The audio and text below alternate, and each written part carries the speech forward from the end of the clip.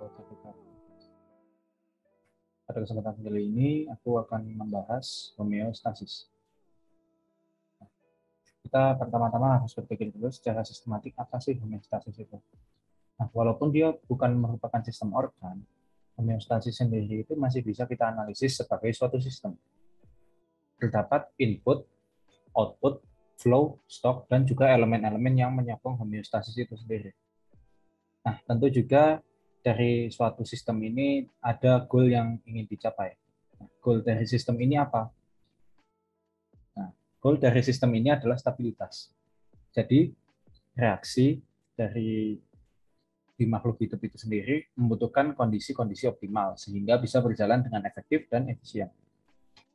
Nah, ketika reaksi-reaksi ini berada di luar kondisi optimal, lajunya bisa melambat bahkan mungkin berhenti. Oleh karena itu, tubuh membuat suatu sistem regulasi untuk menjaga kesetimbangan dari lingkungan tempat reaksi itu terjadi. Tetapi di mana yang harus dibuat optimal? Di tempat apa sih yang harus dioptimalkan? Nah, tentunya sudah kita ketahui bahwa reaksi itu kebanyakan dan metabolisme itu sendiri terjadi pada bagian cairan dari tubuh. Misalnya pada sel, itu pada sitoplasmanya. Nah, ada yang di ekstraselular fluid atau cairan antar jaringan, cairan-cairan di luar jaringan, misalnya darah juga, dan ada yang di dalam sel. Bahkan mungkin di darah seperti saya bilang tadi. Nah, untuk menjaga sel tetap hidup, ECF atau extracellular fluid, cairan yang ada di luar sel, harus bisa berguna sebagai supply dan juga pembuangan untuk ICF, jadi untuk sitoplasma itu sendiri. Nah, ECF juga harus bisa menjembatani ICF dengan darah. Gitu. Nah, untuk osmosis dan difusi, kita sudah tahu kan bahwa untuk perpindahan zat itu dia bisa melalui dua hal, yaitu osmosis dan difusi, terutama osmosis untuk dua wadah yang memiliki membran gitu ya, dibatasi oleh membran. Nah, untuk menyeimbangkan antara cairan di luar sel, darah dan juga cairan di dalam sel, tentunya mereka harus saling berpindah gitu ya. Misalnya masuk ke dalam sel atau keluar begitu. Tetapi terdapat membran baik di sel sendiri yang membatasi antara sel dengan lingkungannya, misalnya sel dengan jaringannya, atau bahkan misalnya di darah yang memiliki dinding dari pembuluh darah. Nah, molekul-molekul tertentu tidak akan bisa langsung berdifusi dengan mudah. Dan konsentrasinya itu sendiri, karena dia tidak bisa berubah, perbedaan konsentrasinya bisa menjadi driving force untuk terjadinya osmosis dan juga terjadinya difusi dari molekul yang masih bisa melewati membran tersebut. Nah, berikut suatu skema dari sistem homeostasis. Bisa kita lihat di sini bahwa ada inputnya. Input itu menariknya ada internal dan eksternal ya. Jadi yang internal itu bisa dari ingestion, dari konsumsi, inhalation, pernapasan, lalu absorpsi, dan juga injeksi. Nah, lalu yang inputs-nya ini juga bisa dari tubuh sendiri melalui metabolisme. Nah, jadi metabolisme seperti misalnya metabolisme lemak itu bisa menghasilkan cukup air seperti itu. Nah, di dalam tubuh itu sendiri terdapat storage depots. Jadi ada penyimpanan, jadi bagian-bagian tubuh yang bisa menyimpan air, begitu ya. Misalnya daerah limfatik. Lalu juga ada internal pool. Nah, internal pool ini yang akan sering bertukar. Ya, misalnya extracellular fluid yang ada di jaringan, misalnya interstitial fluid, begitu ya. Nah, itu dia bisa bertukar dengan si sel itu sendiri. Lalu juga ada reversible incorporation menjadi molecular structures. Jadi dia diikat oleh senyawa-senyawa atau misalnya protein sehingga akhirnya tersimpan. Nah, selanjutnya selain ada stock dan flow itu tadi, nah juga ada outputnya. Nah, output ini sendiri bisa kita lihat dari ginjal, paru-paru, lalu pencernaan, dan juga kulit. Selain dari output untuk keluar dari tubuh, juga terdapat output yaitu ketika air itu sendiri digunakan dalam metabolisme. Selanjutnya, terdapat stabilitas cairan. Nah, kita sudah membahas tentang sistemnya sendiri, jadi kita masuk ke stabilitas cairannya, dan kita sudah tahu bahwa kebagian besar tubuh makhluk hidup itu adalah air ya. Variasinya sekitar 40-80%, tergantung dari komposisi tubuh. Tentunya cairan tubuh itu juga banyaknya air, jadi cairan tubuh itu adalah air yang encer seperti itu. Nah, dua bagian yaitu intracellular fluid yaitu sel, jadi sitoplasma itu sendiri gitu ya, dan ECF ya bermacam-macam tadi memiliki distribusi yang berbeda. Seperti yang kita bisa lihat di tabel ini, terdapat total body fluid sebanyak 42 liter. Semisalkan massa tubuhnya 75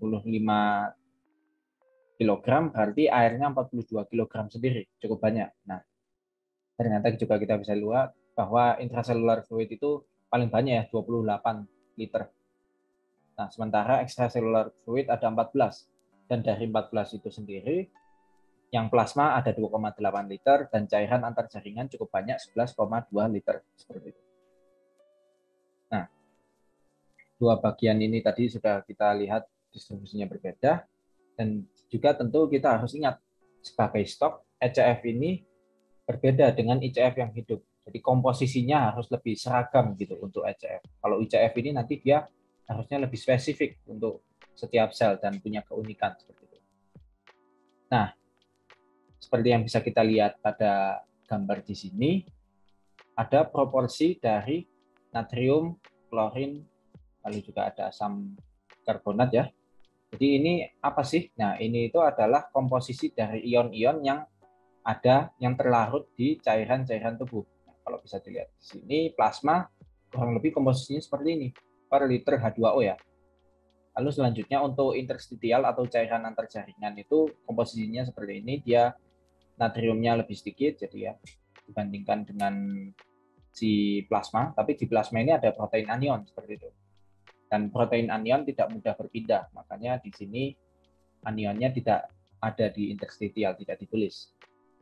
Tapi unik lagi di intracellular fluid ternyata berkebalikan, natriumnya sedikit, kaliumnya banyak, lalu di sini juga ada ion fosfat dan protein anion yang cukup banyak. Ini dikarenakan sel memiliki pompa natrium kalium ya, jadi dia memompa kalium masuk sementara natriumnya dipompa keluar. Oleh karena itu cairan antar jaringan banyak natriumnya, sementara si sitoplasma itu banyak kaliumnya. Nah, PO43- ini, fosfat ini tentunya fosfat inorganik yang biasanya nanti dia akan diinkorporasi untuk membentuk ATP seperti itu. Makanya dia banyak di dalam sitoplasma. Selanjutnya stok yang dinamis. Jadi seperti yang kita tahu ECF tadi stok, tetapi dia itu stok yang harus bisa mengikuti demand atau permintaan dari ICF. Oleh karena itu regulasinya sangat penting. Nah, ada dua pathway gitu untuk mengatur extracellular fluid, yaitu melalui jalur volume dan jalur osmolaritas. Volume ini akan menjaga tekanan darah dan interstitial, jadi volume yang banyak akan menjaga tekanan yang cukup. Lalu interstitial juga kalau volumenya cukup banyak berarti nanti jaringannya akan cukup berisi seperti itu. Nah, untuk osmolaritas akan menjaga turbidity sel. Jadi osmolaritas ini zat terlarutnya atau kekentalannya kasarnya. Semakin kental cairan di luar sel, maka sel ini akan semakin tertarik airnya untuk keluar. Dan sebaliknya juga. Oleh karena itu osmolaritas dari ECF ini cukup penting terhadap sel. Nah, bagaimana cara meregulasinya? ECF kan mencakup proporsi yang cukup besar tadi ya, sekitar 14 liter. Bagaimana cara mengontrolnya? Ada berbagai mekanisme, tetapi secara umum kita bisa analisis menjadi dua, yaitu mekanisme yang cukup cepat dan juga mekanisme yang cukup lambat. Mekanisme yang cukup cepat ini akan melakukan kompensasi ketika terjadi perubahan yang tiba-tiba, seperti ketika setelah konsumsi glukosa, maka kan kekentalan plasma darah akan meningkat. Nah, respon itu akan direspon cepat ketika sensor yang ada di lengkung aorta dan di atrium dari jantung, atrium kiri mendeteksi kenaikan osmolaritas, tentunya kenaikan tekanan juga dari pembuluh darah seperti itu. Nah, sementara ada juga mekanisme lambat yang akan melakukan adaptasi. Nah, mekanisme lambat ini dia tidak langsung merespon terhadap perubahan yang ekstrim, tetapi dia memberikan kemampuan tubuh untuk melakukan adaptasi. Contohnya seperti apa? Misalnya dia konsumsi air, pada konsumsi air yang kurang, adaptasi mekanisme lambat ini akan memberikan adaptasi dengan retensi air, jadi mencegah air itu hilang dari tubuh, dan juga dia retensi dari larutan-larutan zat terlarut tertentu sehingga air itu osmolaritasnya tetap terjaga, seperti itu. Plasma misalnya tetap terjaga. Nah, selanjutnya garam. Nah, kebanyakan garam tidak sehat. Kenapa? Nah, ini hal yang cukup unik karena garam ini dapat merubah tekanan darah. Kalau diketahui kan banyak orang yang memiliki kasus hipertensi itu disarankan oleh dokternya untuk mengurangi konsumsi natrium. Kenapa? Karena memang natrium itu sendiri adalah zat yang cukup hebat. Dia hasil netralisasi asam dan basa kuat. Jadi NaCl itu hasil netralisasi dari NaOH dan HCl. Jadi dia menariknya juga dia punya alfa atau disosiasi yang tinggi. Jadi dia mudah mengion gitu. Mungkin kalau bahasanya nilai I-nya tinggi gitu ya, hampir 2. Ion yang dihasilkan ketika dia dilarutkan akan kurang lebih menjadi pecah 2 seperti itu. Nah, kenapa garam? Karena NaCl itu tadi seperti kita tahu membentuk ion dan kekentalannya akhirnya menjadi 2 kali lipat, konsentrasinya menjadi 2 kali lipat ketika dia dilarutkan. Walaupun kita memasukkan 0,1 molar, maka setelah kita aduk rata, setelah dia tercampur, ketika dia tidak jenuh, maka dia akan menghasilkan 0,2 molar ion. Sehingga sedikit saja sudah menyebabkan kekentalan yang cukup lebih kuat gitu ya. Nah, menariknya ion itu sendiri tadi dia tidak mudah melewati membran. Artinya apa? Artinya karena dia tidak mudah melewati membran, maka yang harus berpindah untuk menyeimbangkan konsentrasinya siapa? Ya air itu sendiri, sehingga dia menyebabkan osmosis seperti itu. Nah, laju dari garam, tidak hanya laju dari air, ternyata laju dari garam ini cukup penting. Garam harus diregulasi agar konsentrasinya cukup. Berarti input dan outputnya itu sesuai gitu ya. Netnya itu selalu kurang lebih 0. Nah, intake-nya tergantung dari konsumsi kita. Jadi kita makan dari makan yang mengandung sodium, mengandung garam gitu ya. Atau kita mengonsumsi minuman juga yang mengandung garam, itu bisa menjadi intake. Nah, selanjutnya bagaimana kalau intake itu sendiri lebih dari cukup. Jadi bagaimana kalau intake ini lebih dari yang dibutuhkan oleh tubuh. Otomatis kita akan mengatur outputnya atau flow keluarnya seperti itu ya. Nah, outputnya memiliki 3 jalur utama yaitu feses, keringat, dan urin. Nah, 3 ini berarti dilakukan oleh pencernaan, lalu kulit, dan juga terakhir oleh ginjal seperti itu ya. Nah, Na yang keluar adalah hasil filtrasi yang tidak terreabsorpsi, jadi tidak terserap seperti itu ya. Jadi ketika disaring oleh nefron, oleh glomerulus, dia akan masuk si natrium itu. Tapi ketika kelebihan atau berlebih daripada yang dibutuhkan, maka si natrium ini tidak terreabsorpsi semua, hanya sebagian saja yang untuk kebutuhan. Akhirnya dia keluar seperti itu, ikut bersama dengan urin. Nah, dari kendalinya itu ada 2 jalur. Jadi kendali dari filtrasi, yaitu menggunakan glomerular flow filtration rate. Jadi ini tergantung dari laju darah yang menuju ke glomerulus. Dan juga RAAS, ini menggunakan renin angiotensin ya. Angiotensin ini akan menyebabkan si garam itu tadi tertahan ya, terreabsorpsi kembali. Jadi walaupun sudah terfiltrasi, dia tetap diambil kembali. Itu melalui jalur RAAS. Seperti yang kita bisa lihat di sini. Jadi ini adalah sebuah feedback ya. Ketika ada arterial blood pressure turun, jadi lajunya turun, Na-nya juga filtrasinya turun, berarti si Na ini akan tertahan gitu, terretensi. Nah, juga melalui peningkatan aldosteron, berarti Na yang terserap akan lebih banyak seperti itu. Nah, kembang kempis, apa yang dimaksud kembang kempis? Nah, sel itu sendiri dia terbatasi oleh membran. Jadi membran ini dia akan bisa mengompensasi volume yang ada di dalamnya begitu ya. Dia akan membatasi volume di dalamnya sitoplasma itu sendiri, sehingga ketika terjadi kelebihan atau pengurangan dari cairan sitoplasma, dia mampu mengikuti bentuknya. Selanjutnya, perubahan konsentrasi ECF dapat merubah arah osmosis dari ICF ke ECF seperti itu. Jadi misalnya osmosisnya masuk, berarti kan yang di dalam lebih pekat, sementara yang di luar itu lebih encer. Sebaliknya juga kalau yang di luar lebih pekat, di dalam lebih encer, berarti nanti keluar dari sel. Nah, ini bisa kita lihat di sini ya, efeknya. Jadi ketika isotonik, hipotonik, dan hipertonik.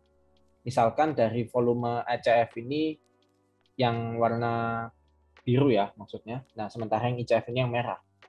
Misalnya bagaimana ketika isotonik, berarti seharusnya kan secara logika tidak berpindah. Hipotonik itu berarti yang di luar itu lebih encer. Misalnya ini cairan airnya lebih banyak, proporsi air lebih banyak, sementara hipertonik proporsi airnya lebih sedikit yang ada di ECF.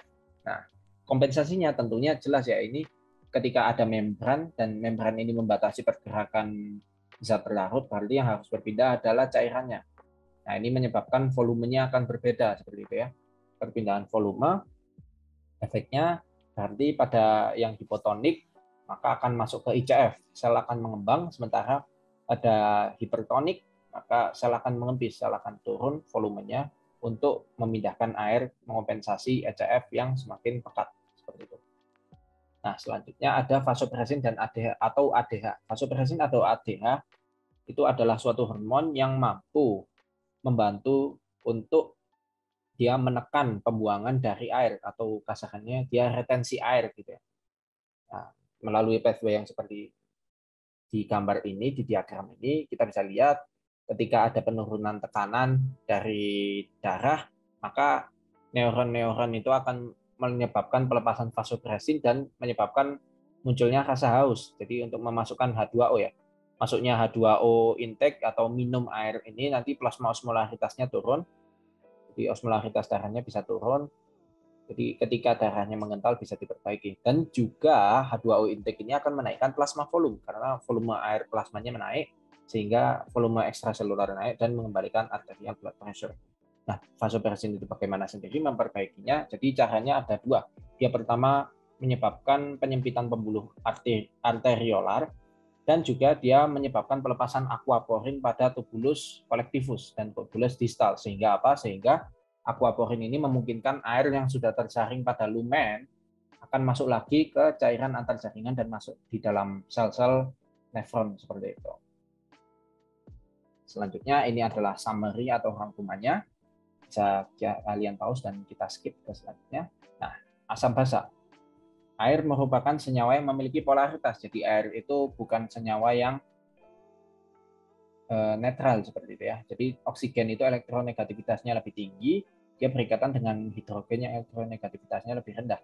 Akhirnya air itu nanti tidak seimbang gitu ya. Ada sisi yang lebih positif, ada sisi yang lebih negatif. Dan juga ini menyebabkan dia mudah untuk memecah. Sehingga dia membentuk ion H+ dan ion OH-. Nah, konsentrasi ion H+ dan ion OH- di dalam air itu pasti seharusnya air murni akan seimbang. Jadi konsentrasinya kurang lebih sama. Berapa? Ya kurang lebih pada 10⁻⁻⁷. Tetapi ini bisa berubah ya ketika kita menambahkan senyawa-senyawa yang bisa merubah H+ dan OH-, bisa menambahkan H+ atau OH-. Senyawa-senyawa ini kita sebut sebagai asam atau basa arrhenius seperti itu. Nah, senyawa asam dan basa arrhenius ini akan melepas H+ dan atau melepas OH-. Senyawa-senyawa ini memiliki kekuatan disosiasi yang berbeda-beda ya. Tidak semuanya mampu melepaskan H+, bisa memecah menjadi misalnya HCl menjadi H+ dan Cl-. Tidak semua senyawa itu bisa seperti itu. Ada yang hanya sebagian saja yang menjadi ion. Nah, itu kekuatan disosiasinya dinyatakan dalam K gitu ya. Nanti ada perbandingannya seperti itu. Jadi, mungkin lebih tepatnya daripada K kita lebih menggunakan alfa saja ya. Asam kuat seperti HCl akan memiliki K yang besar. Jadi K-nya besar ini apa? K-nya ini adalah perbandingan produk. Jadi perbandingan konsentrasi H+ produk yang dia lepaskan dibandingkan dengan konsentrasi dari HCl yang tersisa seperti itu. Nah, itu K. K-nya HCl ini akan sangat besar. Dibandingkan dengan misalnya asam asetat atau CH3COOH, dia itu K-nya akan lebih kecil. Begitu juga untuk basa seperti itu. Nah, kita masuk ke pH. pH itu adalah definisi dari min log konsentrasi H+. pH ini digunakan untuk apa? Dia untuk sebagai skala keasaman atau kebasaan dari suatu senyawa. Cara menghitungnya seperti tadi, untuk menggunakan konsentrasi H+, maka min log H+, sementara untuk yang OH- adalah 14 ditambah ya maksudnya, ditambah log OH-. Seperti itu. Tentunya ini kita bisa hitung juga dari jumlah senyawa asam atau basa yang berdisosiasi. pH 7 menyatakan netral, berarti konsentrasinya kan min log 10⁻⁻⁷, makanya pH 7 itu netral. Sementara ke bawah, semakin di bawah 7 itu akan semakin asam, di atas 7 akan semakin basa. Tentu saja tubuh itu punya pH yang spesifik ya. Cairan tubuh tertentu pH-nya juga berbeda. Misalnya kita membahas cairan asam lambung, ya tentu saja pH-nya sangat asam ya. Sementara kita bandingkan dengan pH pada pembuluh darah, pada plasma darah, tentu saja dia mendekati netral, memiliki range yang berbeda jadi masing-masing ya. Untuk rahatannya pada extracellular fluid itu sekitar 4 kali 10 pangkat min 8 konsentrasi H +-nya. Jadi kalau misalnya kalian masukkan min log H+, nanti kalian akan mendapatkan pH sekitar 7 kurang lebih ya. 7, nah, selanjutnya pH ini akan menentukan apa saja? Dia akan menentukan konformasi, ionisasi, dan juga kinerja dari protein dan enzim yang terlarut di dalamnya. Nah, ini tentunya penting sekali karena protein-protein itu memiliki pH masing-masing karena protein itu unik. Dia tergantung dari ikatan-ikatan yang terbentuknya. Dan juga ketika protein ini suatu enzim, maka reaksi itu akan tergantung dan lajunya reaksi itu akan tergantung dari pH itu sendiri. Oleh karena itu, pH yang ada di luar range itu akan menyebabkan gangguan. Misalnya gangguannya dari mana? Gangguannya dari ionisasi maupun deionisasi protein, sehingga proteinnya menjadi aktif atau inaktif tidak pada waktunya seperti itu. Selanjutnya ada range pH dari tubuh. Kalau kita bisa lihat di sini, asam dan basa itu range normalnya 0 sampai 14 ya. Karena tadi 10 pangkat minus 7 kan untuk konsentrasi H+-nya, berarti konsentrasi OH-nya juga 10 pangkat min 7. Nah, ini sama seperti KW ya. KW itu kan 10 pangkat minus 7 gitu ya. Minus 14 maksudnya. Nah, di kimia ini seperti itu, tapi di dalam tubuh manusia tidak semua range pH ini bisa kita temukan. Terutama pada ECF, misalnya pada darah gitu ya, pada plasma darah, kita bisa melihat bahwa ada rata sekitar 7,4 seperti yang kita hitung tadi ya, 4 kali 10 pangkat min 8 tadi. Itu average-nya, berarti range normalnya ketika kita kondisi sehat itu darah pada vena itu akan mendekati di bawahnya 7,4 sedikit, sementara di arteri akan di atasnya 7,4 sedikit. Pada kondisi jauh di bawah 7,4 akan terjadi asidosis. Asidosis ini dia range-nya dari di bawah mungkin sekitar 7,3 hingga 6,8. Ketika tubuh mencapai 6,8 maka di situ akan sangat fatal. Begitu juga alkalosis, yaitu ketika kondisinya lebih basah daripada normalnya. Ketika dia mencapai 8,0 juga sangat fatal. Oleh karena itu tubuh akan berusaha menjaga pH ini ada dalam range yang normal. Selanjutnya, H+ itu berfluktuasi. Jadi fluktuasi yang terjadi pada average ini sendiri terjadi akibat perubahan H+ umumnya. H+ ini berubah-ubah akibat apa? Akibat dari adanya metabolisme. Metabolisme ada yang menghasilkan H+, ada yang juga menarik H+ atau mengambil H+. Nah, terdapat banyak reaksi yang menghasilkan H+. Bila H+ ini tidak dikompensasi, bisa menyebabkan asidosis. Bila terambil terlalu banyak juga menyebabkan alkalosis. Tubuh tentunya membentuk mekanisme untuk mencegah terjadinya dua hal tersebut. Salah satunya yang paling umum adalah bikarbonat. Sebagai kompensasi, tubuh memiliki mekanisme konversi yaitu enzim karbonik anhidrase. Jadi karbonik anhidrase ini mampu mengubah H2CO3 menjadi H+ dan HCO3- dan lebih lanjutnya menjadi 2H+ dan CO3 2-.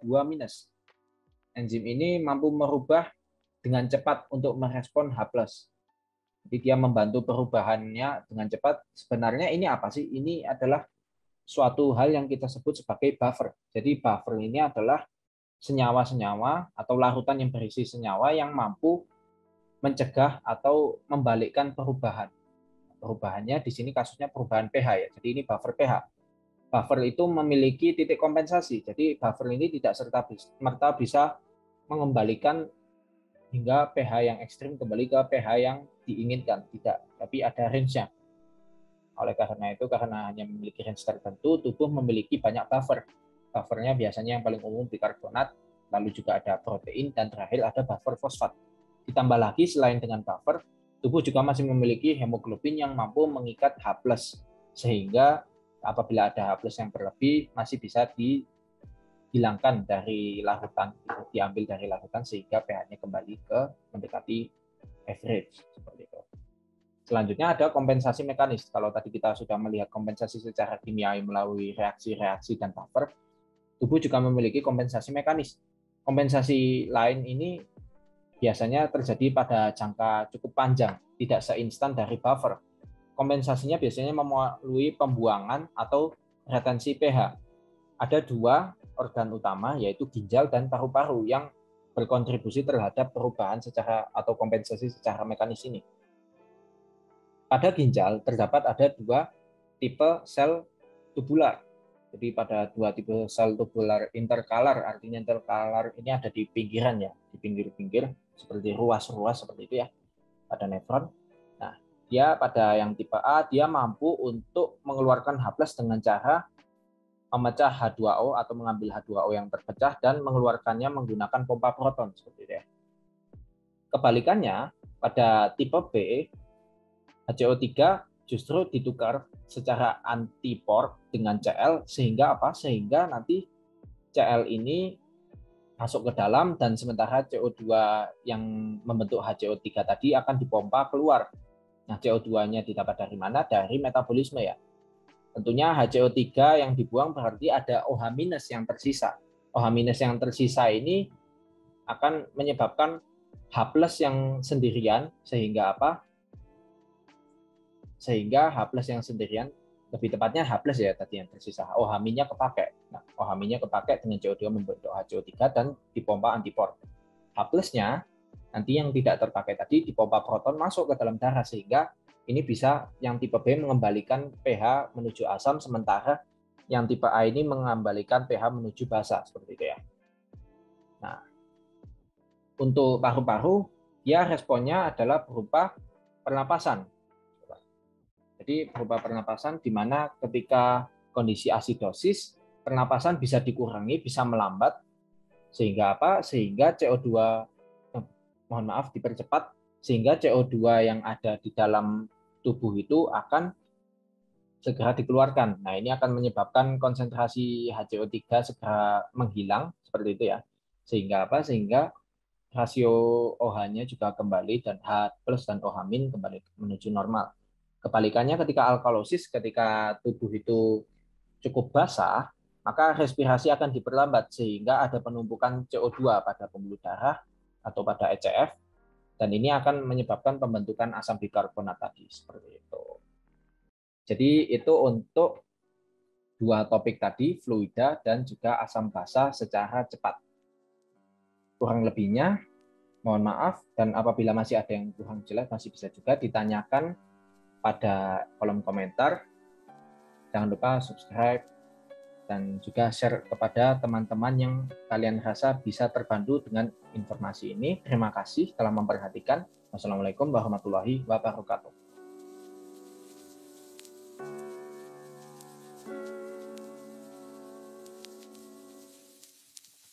Howdy, stranger.